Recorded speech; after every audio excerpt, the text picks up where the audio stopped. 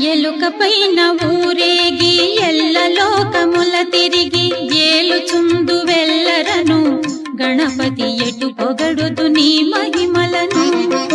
ఎలుకపైన ఊరేగి ఎల్ల లోకముల తిరిగి ఏలుచుందు వెల్లరను గణపతి ఎటు పొగడుదు నీ మహిమలను.